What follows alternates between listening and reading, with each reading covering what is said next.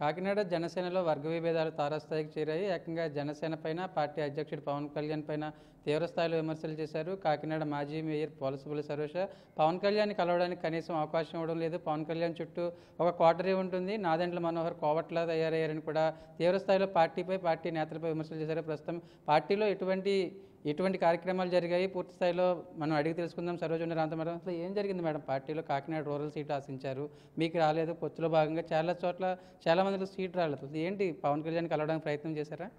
పవన్ కళ్యాణ్ గారికి ఆయన రాష్ట్ర ప్రయోజనాల కోసం పొత్తుకెళ్తున్నామని 21 నియోజకవర్గాలు ఇక్కడ తీసుకుంటున్నామని చెప్పేసి మీరు త్యాగాలకు రెడీ అవ్వండి అని చెప్పేసి మాకు చెప్పడం జరిగింది.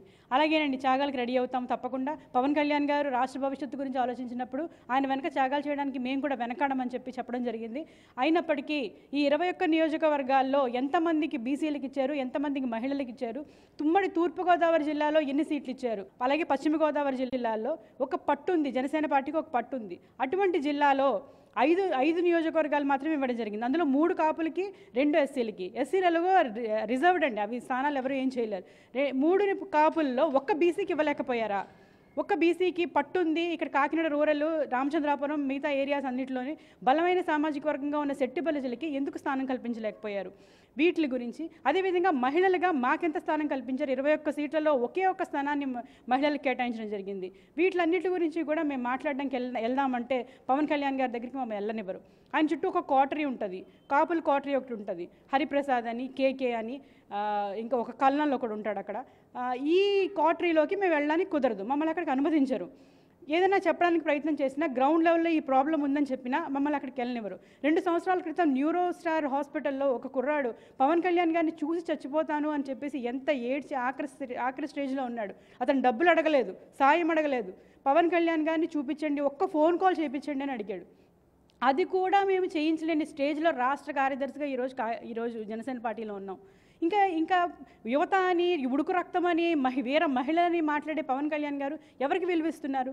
కేవలం ఆయన కోవట్టుగా పనిచేసే నాదెండ్ల మనోహర్ని మాత్రమే ఆయన విలువించి నెత్తమే పెట్టుకుంటున్నారు. ఇన్నేళ్లుగా మీరు పార్టీలో ఉన్నారు, నాదెండ్ల మనోహర్ ద్వారానే పార్టీలో జాయిన్ అయ్యారని చెప్తున్నారు. ఎక్కడ గ్యాప్ వచ్చిందంటారు? మీరు పవన్ కళ్యాణ్ కలవడానికి ప్రయత్నం చేస్తున్నారు అంటున్నారు. నాదెండ్ల మనోహర్ అసలు కలవనివ్వలేదా పవన్ కళ్యాణ్ని? లేదండి, అసలు కలవడం అంటూ జరగదు. పార్టీలో సుమారుగా 5 సంవత్సరాలు 3 నెలలు ఉన్నాం. ఈ 5 సంవత్సరాలు 3 నెలల్లో హార్డ్గా నేను కలిసింది 3 సార్లు ఆయన్ని. ఫస్ట్ టైం నేను జాయినింగ్ అప్పుడు 45 నిమిషాలు నాతో మాట్లాడారు. రెండోసారి బెంచ్ సర్కిల్లో ఉన్న ఆఫీస్ దగ్గర ఒక 15 to 20 మినిట్స్ మాట్లాడారు, అంతే. మూడోసారి 4గోసారి జరిగిన ఈ 2 మీటింగ్లో కూడా మహిళలందరితో కూర్చొని మాట్లాడడమో లేదంటే స్టేట్ కమిటీతో మాట్లాడడమో జరిగింది. ఇది విస్తృత స్థాయి సమావేశాల నుంచి పెట్టడం జరుగుతుంది. ఎక్కడైనా విస్తృత స్థాయి సమావేశాలు అంటే వాళ్ళు కూడా లేచి వాళ్ళ యొక్క వ్యూస్ని ఎక్స్ప్రెస్ చేసుకునేవి విస్తృత స్థాయి సమావేశాలు. కానీ ఈ పార్టీలో కేవలం పవన్ కళ్యాణ్ గారు, నాదెండ్ల మనోహర్ గారు మాట్లాడి స్టేజ్ దిగి వెళ్ళిపోతారు. మా యొక్క వ్యూస్ తోటి, ఈ కార్యకర్తల వ్యూస్ తోటి, నాయకుల వ్యూస్ తోటి, వీర మహిళల వ్యూస్ తోటి ఆయనకు సంబంధం ఉండదు. అటువంటిది జనసేన పార్టీ అని. మీరు ఇప్పుడు ఒక కామెంట్ కూడా చేశారు, కాకినాడ రూరల్ సీట్కి సంబంధించి పంతం నానాజీ కంటెస్ట్ చేస్తున్నారు. కొన్ని కామెంట్స్ కూడా చేశారు ఆయన మీద, ముసలోడు కొంతమంది దగ్గర డబ్బులు వసూలు చేశారని. ఎవరి దగ్గర డబ్బులు వసూలు చేశారు? మీ దగ్గర ఏమైనా తీసుకున్నారు? పంతం నానాజీ అనే వ్యక్తి కాంగ్రెస్ నుంచి వర్క్ చేస్తున్నాడు. 2005లో నేను మేయర్గా ఉన్నప్పుడు అతను నగర కాంగ్రెస్ అధ్యక్షుడిగా నా ఫాలోవర్స్లో ఒకడుగా ఉండేవాడు. అది క్లియర్గా ఆయన నా వెనకాల నా ఫాలోవర్స్లో ఉండేవాడు. ఇటువంటి కార్యక్రమాలన్నింటిలోనూ ఆయన ఉండేవాడు. ఇప్పుడు ఈ రోజున అతనేదో నన్ను ఉద్ధరించినట్టుగా, అతనేదో నన్ను మేయర్ చేసినట్టుగా మాట్లాడుతున్నాడు. కేవలం నన్ను మేయర్ చేసింది ముత్తా గోపాలకృష్ణ గారు. నన్ను మేయర్ చేస్తే నేను మేయర్ అయ్యాను. ఒక బీసీ సామాజిక వర్గానికి, సెట్టిబలి సామాజిక వర్గానికి చెందిన దానిగా, ఒక పీజీ గ్రాడ్యుయేట్గా నన్ను తీసుకెళ్ళి మేయర్ పీఠ మీద కూర్చోబెట్టడం జరిగింది. అతను అప్పటి నుంచి కూడా బీసీలను అనగదొక్కాలనే చూస్తూ ఉంటాడు. అప్పుడు కూడా రోడ్డు మీద కూర్చుని బైఠాయించి పంతం నానాజీ మీద వ్యతిరేకంగా నిరసనలు చేసిన సందర్భాలు ఉన్నాయి 2014లో కూడా.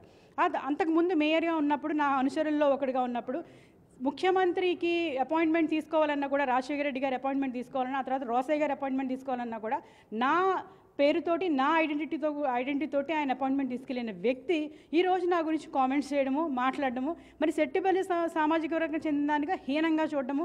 అతను ఎంత వర్స్ట్ మెంటాలిటీ అంటే, మన గాజు గ్లాస్ గుర్తును కూడా ఆయన పదిలంగా భావించుకోలేడు. ఒక అవహేళన చేసే విధంగా మాట్లాడేటువంటి వ్యక్తి ఆ, ఆ, పంతన్ నానాజీ.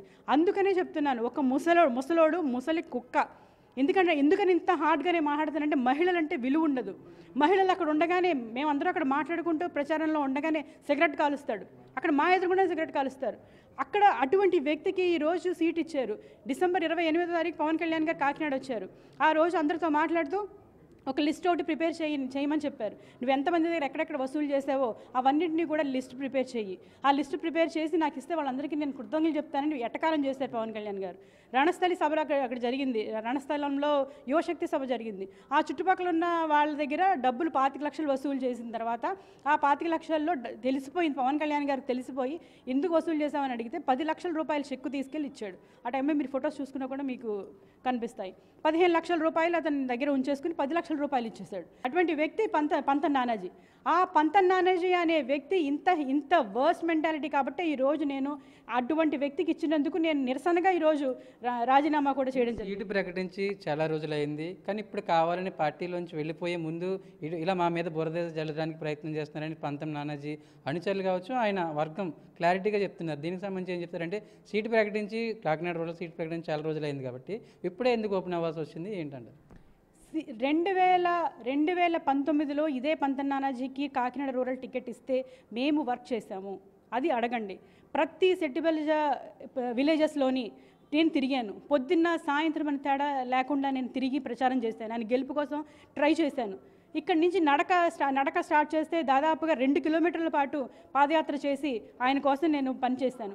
అప్పుడు లేని బాధ ఇప్పుడు అంటే, పవన్ కళ్యాణ్ గారు మాకు ఆదేశించారు, నెగ్గించుకు రమ్మన్నారు. నేను అప్పుడే టికెట్ ఆశించాను నేను. కానీ పవన్ కళ్యాణ్ గారు ఈసారి కాదమ్మా 2024లో మీకు టికెట్ ఇస్తాను అని చెప్పి నాకు ప్రామిస్ చేయడం జరిగింది.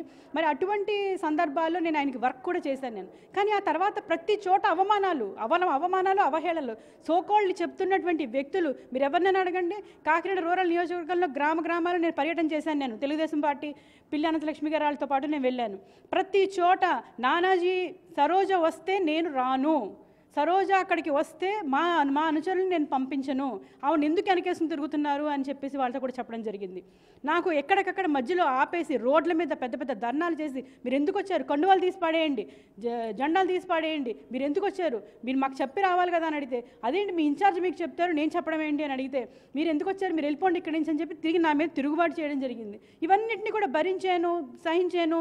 సరే ఏదో ఒక మంచి జరుగుతుంది, పవన్ కళ్యాణ్ గారు తెలుసుకుంటారని నేను చెప్పడానికి ప్రయత్నం చేస్తే పవన్ కళ్యాణ్ గారి దగ్గరికి నన్ను వెళ్ళే అవకాశం కూడా ఇవ్వట్లేదు. అసలు ఆయన దగ్గరికి వెళ్ళే అవకాశం కూడా నాకు దొరకట్లేదు. ఎక్కడికక్కడ 9 అంచెల భద్రత, ఎక్కడ ఒక రూమ్ దాటడానికి లేదు. అది ఒక రెసిడెన్షియల్ కాలేజ్ లాగా మొత్తం అన్నిటి కూడా లాక్స్ వేసుకుని, ఇంత పెద్ద బౌన్సర్స్, సెక్యూరిటీ గార్డ్స్. ఏం జరుగుతుంది అసలు? లోపలికి వెళ్తే కిడ్నాప్ చేస్తారా ఎవరినైనా అనిపించేలాగా ఉంటుంది అదంతా. లోపల ఏం జరుగుతుందో నాకు అర్థం కావట్లేదు. నేను వెయిట్ చేసి ఈరోజు నేను మొత్తం అంతా కూడా బయట కడుపులో దాచుకున్నాను. ఎందుకనంటే నా పార్టీ, నా జనసేన పార్టీ, మా అధ్యక్షులు పవన్ కళ్యాణ్ గారు మాకు న్యాయం చేస్తారు. నేను మనసులో దాచుకున్నాను. ఎప్పటికైనా నేను చెప్పలేకపోతానా, నేను ఎప్పటికైనా ఆయనకు ఓపెన్ చేయలేకపోతానా అని దాచుకున్నాను. నేను ఈరోజు మాట్లాడుతున్న సోకాల్డ్ కాకినాడ రూరల్లో ఉన్నటువంటి జన సైనికులందరూ కూడా ఒక్కసారి క్వశ్చన్ చేసుకోవాలి. నేను వచ్చాను, మీరు ఏ రోజైనా కాకినాడ రూరల్లో వచ్చారన్నారు. ఎస్, నాకు నాదెండ్ల మనోహర్ ఇన్స్ట్రక్షన్స్ ఇచ్చాడు. అర్బన్లో కానీ రూరల్లో కానీ మీరు పర్యటించడానికి వీలు లేదని చెప్పి నాకు ఇన్స్ట్రక్షన్స్ ఇచ్చాడు ఆయన.